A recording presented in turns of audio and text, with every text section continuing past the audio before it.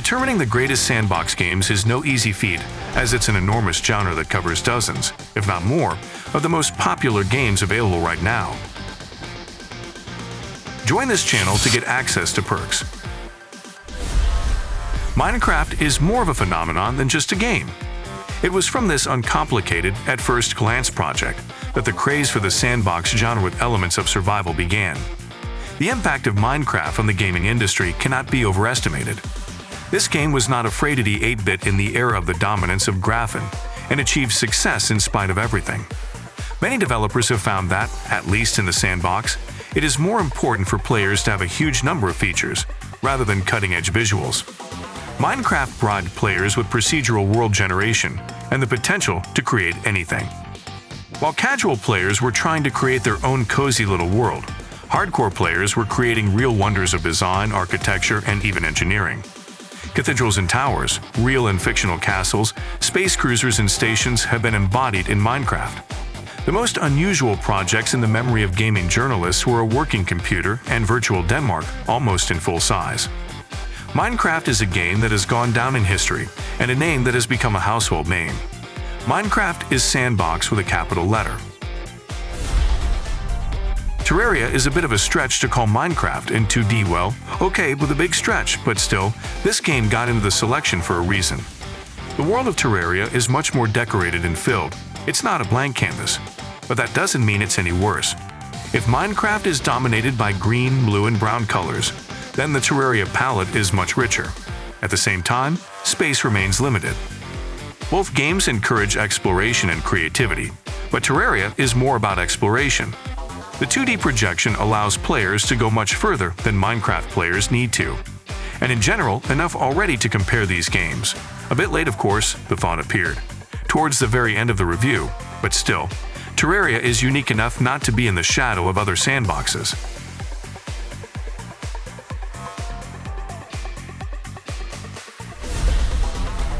Starbound is one of the few sandbox games, maybe the only one, that can be played like a roguelike.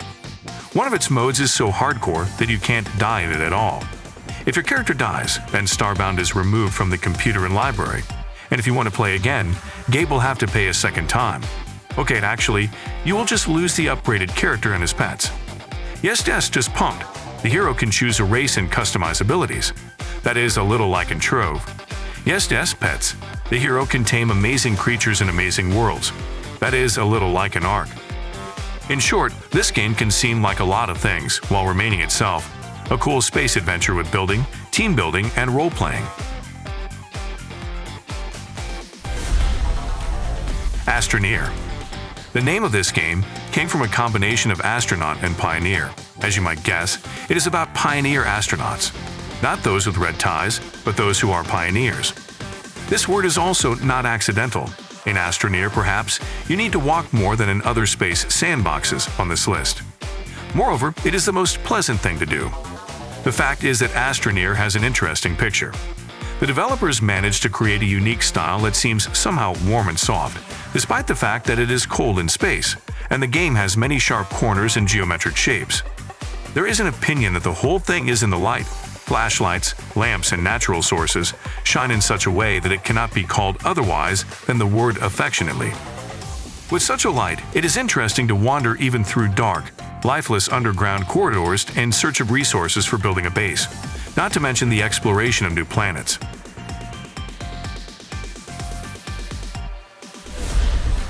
Trove. Back in 2015, when Trove first came out, we sometimes didn't know what category to put the game in. If there was news about the appearance of a new class, they wrote that this was an MMORPG. If about the appearance of a new biome, that it was a sandbox. We have to admit that Trove combines the features of both genres, but since it did not make it into the MMORPG collections, let it be at least here, still deserves it. Trove has its own world, but you can't change it, well, except to pin off resources and craft items from them. The building component of the game is manifested in the creation of your own house and in a special mode where there are no enemies, and the character class does not matter. This is where the Trove community creates their own versions of famous structures or their own projects. However, at its core, the game is still an MMORPG. Ego first became known in 2015. when a fundraising for its development began on Kickstarter. Then the project disappeared from the radar for a long time, so its appearance in Steam Early Access can be called sudden. All the more interesting is the fact that Eco starts right in the middle of the list, an honor that is rarely awarded to games that have not yet had time to really prove themselves. What is the secret? The fact that Eco, as the authors call it, is an imitation of an ecosystem. Not exactly the same as Sandbox, is it? From conditional sand, you can build anything, destroy it, then build it again, and then destroy something built by someone else. This will not work in Eco. Everything that is mined, crafted, and built in this game must be fully calculated and meaningful. Otherwise, the economy and environment will simply not bear the weight of your brave new world, and everything will have to start over, although perhaps it is a pleasure for someone to watch the death of civilization. Kerbal Space Program.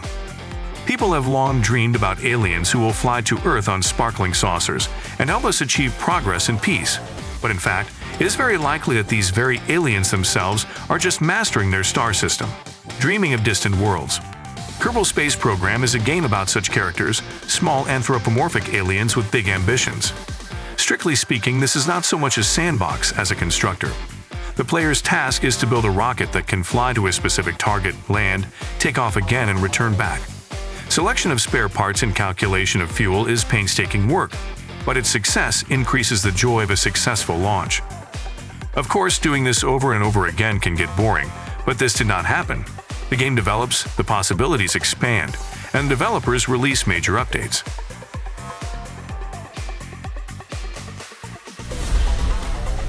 Space Engineers. You probably notice that the setting of most of the games in this collection is space. Apparently, it is its infinity that developers associate with the infinite potential of Sandbox. True, the first places are occupied by projects that stand out from this series, so these Sandbox in space is not a guarantee of success. And you can't write much about space ones, only about those that are completely different, but this one does not apply to them. The game contains all the celestial bodies, planets, moons, asteroids, but judging by the trailers, for some reason, the lion's share of the action falls on asteroids.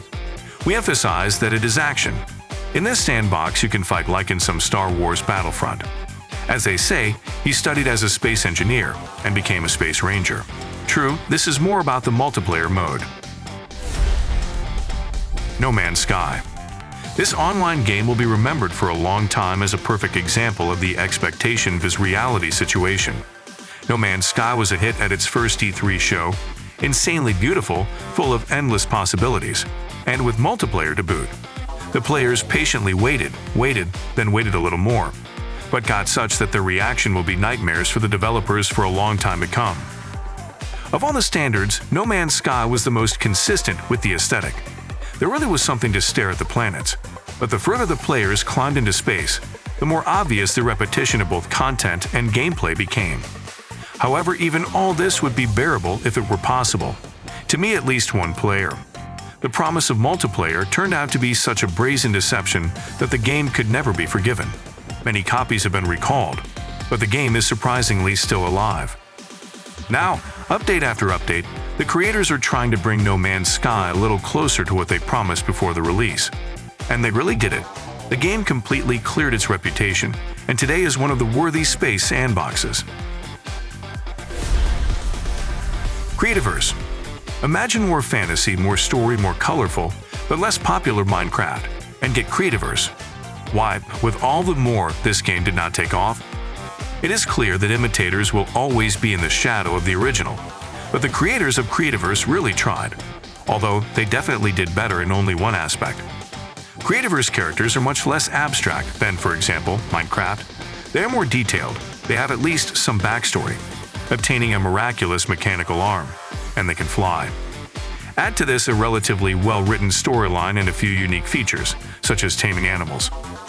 However, the human mind is a curious thing, and according to the laws of art, it is easier for a person to associate himself with something abstract rather than concrete. A copycat game can be something more, something less, and that's why it's like, well, more or less.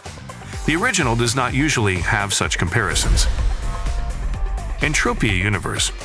In this space MMO, the developers have done everything to give players as much freedom as possible.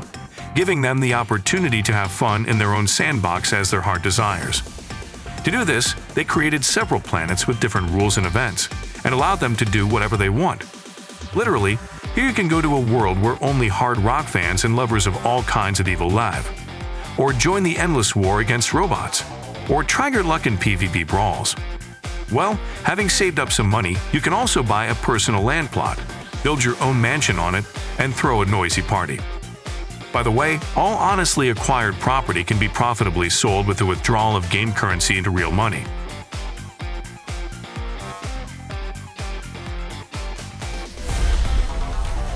Boundless, a voxel sandbox that allows you to collect worlds, build architectural masterpieces, hunt incredible creatures, create and trade items, influencing the game's economy. Boundless opens up almost limitless possibilities for players, allowing them to change the world as they want. The game boasts a cubic style familiar to Minecraft, a large number of radically different planets, a convenient portal system that allows you to move between them in the blink of an eye, advanced item crafting, exciting combat. In general, you don't get bored here. Planet Nomads.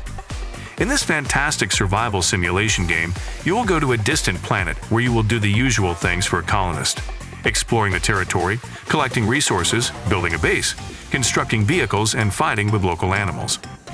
From other survivors, Planet Nomads differs less emphasis on, in fact, survival and more on research and creativity.